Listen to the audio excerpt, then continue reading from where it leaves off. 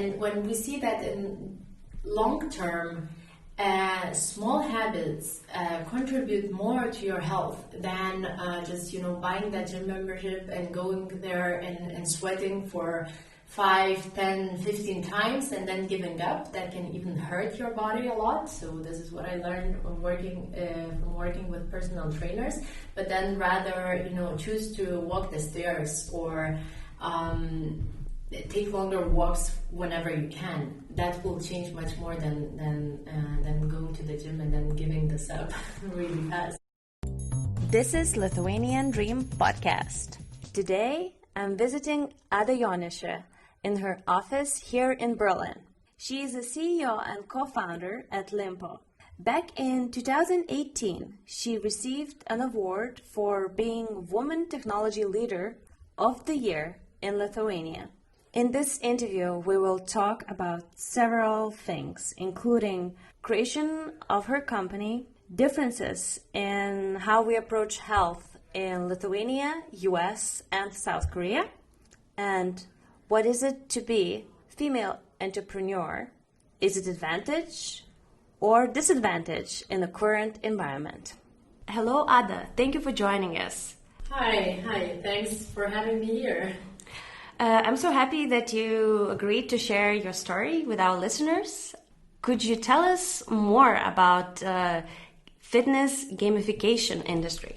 How it works in simple words is that you can do various activities on our apps throughout the day, and they're mostly related to health and well-being. So we don't look at health as the only factor that's important for your well-being, but also the atmosphere at your workplace, environmental factors. And there are various actions that you can do on our app, and every time you do something, you receive a reward. And we found out that that's what really motivates people. And we have learned, with social media, with products like Facebook, Instagram, we are used to this instant gratification. We really want to achieve something immediately. And when it comes to your health, to being fit, sports, healthy habits, it might take months or years, until you really have tangible results. So we said, okay, what can we do to support people on this way? And that's how we came up with the idea that we can gamify this whole process. So you work in US, Lithuania, South Korea. What's the difference between these three markets? Because they vary in different parts of the world for sure. Yeah. So one difference is, for example, that we haven't rolled out our corporate wellness tool in Korea yet because of a different cultural background there. And different work culture. We just saw that the product that we are successfully operating in Lithuania and the US won't work there. And why our beloved Korean colleague Segmin came back to me and said, look, Ada, there's a problem here, because if a person will report that they're not motivated at work, that their productivity is low, they're gonna suffer from that. There are gonna be implications. And then we thought, okay, but the information we provide is aggregated information. But then it's the same for the manager of the team. If his or her team are reporting low productivity, high stress, that manager is going to suffer. So it's going to be very, very difficult in that market to apply the same tactics. So we're going a whole different way there. We're first of all just giving our solution to test without any reporting. We try to see how we can report data on increasing productivity, because this is the one, job satisfaction is ranked lower than productivity, for example. So you have to have different unique selling propositions and different product in the end. So there we said, okay, we take one more year and we learn. So for sure, management styles are different in all these countries, and therefore even your app needs to be different to be applicable. Yes, absolutely. And what about the idea development? You started from having platform to find your personal trainer. Then you sort of convinced two co-founders to join you, and now you are shifting from B2C to B2B business. How did you know that this is the time to pivot, to innovate, to sort of build up and I think, well, it's very easy. It's all about the survival. So once you see that your company is not going to survive with one business model or growth or in this particular market with this idea, then you're very soon you're going to have another 10 ideas. What else could work? And you just try to decide. Of course, you do your research, but you can never know for sure, before trying out. So there's a lot you can do and have to do in calculate and prepare a business model, communicate with your future clients, understand how the company is going to develop, of course, know a lot about the competition. But in the end, you just have to get there and do things. And this is where you're gonna really see what's happening. I was recently reading a book by Magdalena Jusz. It's called Power Up. And she wrote this book telling her story of becoming a leader in one of the best sales CRMs in the world. Yeah. And she's saying that there are differences for sure for women and men in the business. Can you see these differences? Is it now easier because there's so much support and initiatives around the world that say we will invest in diverse teams and say we have a problem? Or is it a bad thing that we emphasize that difference and therefore victimize a bit being a woman? I didn't feel that. I think that in business, some things are easier because you are not the product that people are judging. There is something that you've built, and that something has numbers, has revenue, has user numbers, has clients. So the product actually speaks for yourself. Of course, it's like natural that being in the field where most of CEOs, most of investors, most of probably decision makers on behalf of your clients are going to be males. There's this, in-group favoritism. We like people who are like us, and you have to find your way around that. But all of these initiatives supporting women, supporting diversity, I think they can only be beneficial for everyone, for tech companies as well. So recently the Goldman Sachs announced they're not doing IPOs of companies where boards don't have women on them. And not because Goldman Sachs wants to support diversity, but it's because they saw that on average, companies with diversity perform better than those without. We have a huge problem in tech world that predominantly men are building products that are then used by both women and men. And what happens is that they only fit perfectly half of the society. What about the other half? So it could be having more diverse teams could mean in the end, a more successful company and better products for everyone, and I truly believe in that. Diverse teams for sure produce better products because, preaching to the choir is not going to bring a new IPO, yes, yeah. Right? Okay, so what kind of future advancements do you see in the digital health field? Are we going to be seeing more blockchain, AI, or other things that will be really changing the way we, track our fitness or, different habits?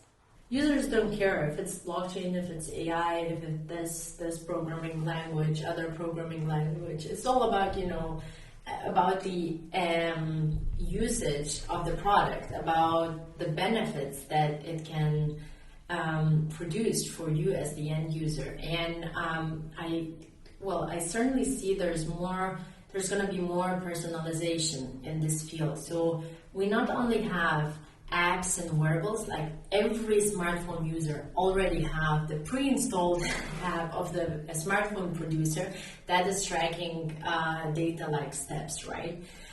then more than 60% of all smartphone users have at least one additional health app. I have myself, I don't know, maybe 5 or something. I have a meditation app, a running app, this app, that app.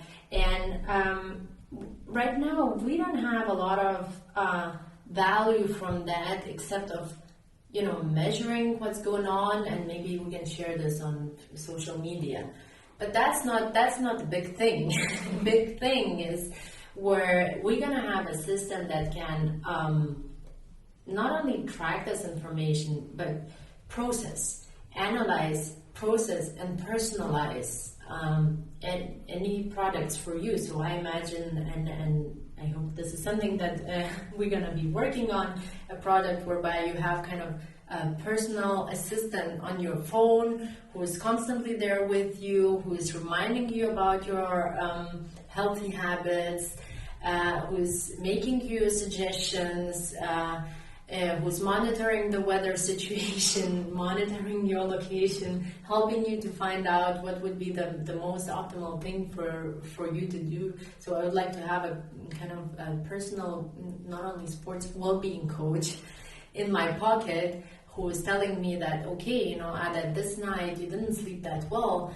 and when you were running this morning, your heart rate was elevated. That means maybe you should, cut down on some activities now. If that continues, maybe you should go and see a doctor. The real value is where we can connect this information with the hospitals, with the doctors, and we see a lot of developments in this field. So in Germany, for example, the governmental health insurance is allowing now patients to buy apps, and is covering that because these apps are really, really useful. So we're going to see more and more of that, and we're going to see more personalized care and personalized medicine.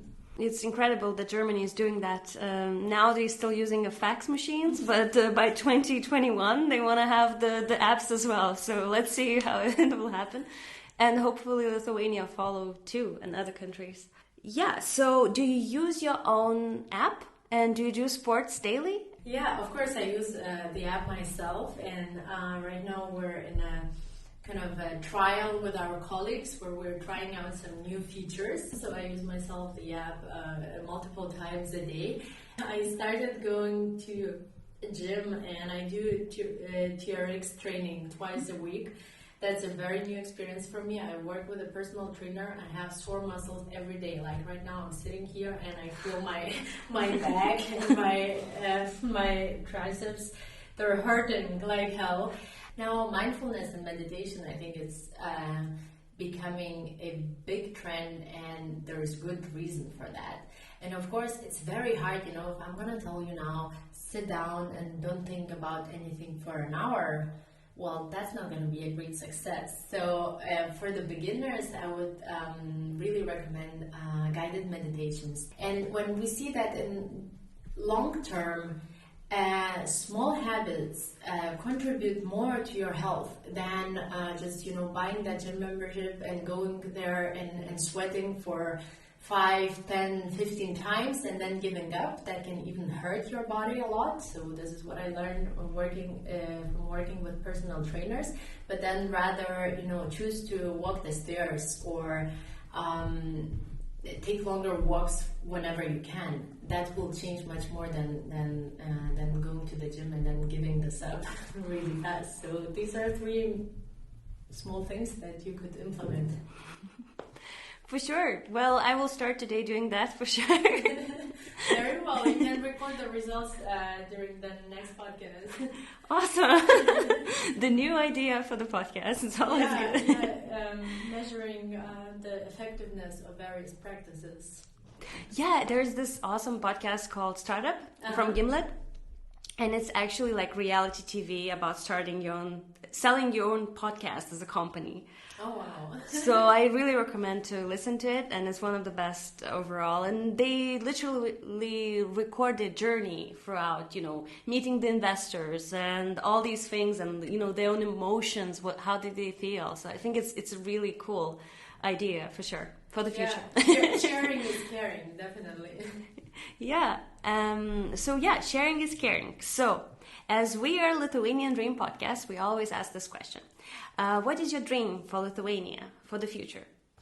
My dream in the area in which I'm right now, in startups, entrepreneurship, I would really love Lithuanians who were successful already and who learned something to unite and do more to strengthen the ecosystem with investments, with their experience, with the network. I think network is the number one priority, with talent, helping to find talented people who can enter international markets, and with this one goal that we were lucky enough and we were successful and we can give something back to the community. So that's my dream, and I think that with so many smart people that we have both in Lithuania and all over the world, if we could create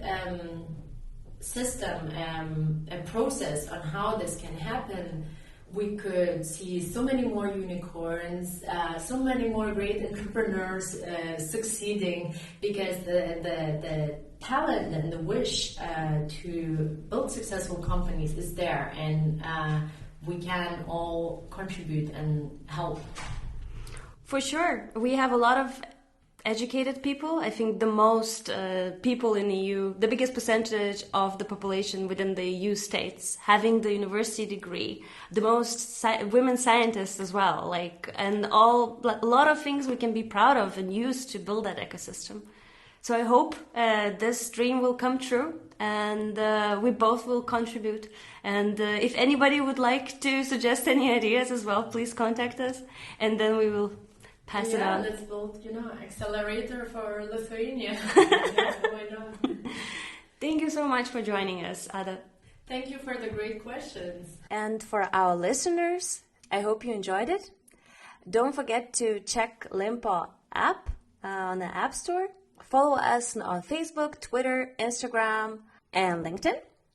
And don't forget to leave us a review on Apple Podcasts. So I just understood that we have just 2 reviews on Apple Podcasts and 40 reviews on Facebook, which is incredibly great.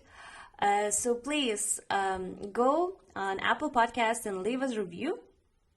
So then we know that you're listening and you're enjoying it.